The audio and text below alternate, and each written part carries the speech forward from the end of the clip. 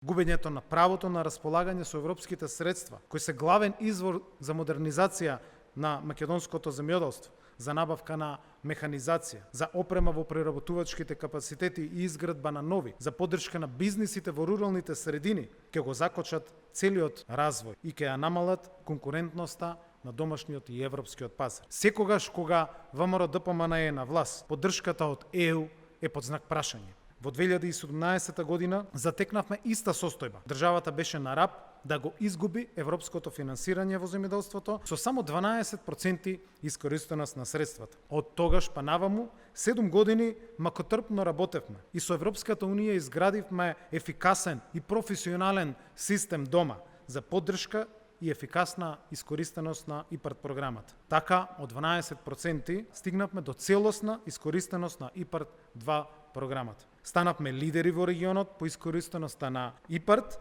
и во секое село може да се види таблата на еден од 2369 реализирани проекти. А што имаме денес? Системот што го создадовме е уништен за само 1,5 година власт на ВМРО-ДПМН. Не може земјоделците, луѓето кои што ја хранаат оваа држава и се двигател на македонската економија, да бидат жртви на корупцијата и на неспособноста на оваа власт.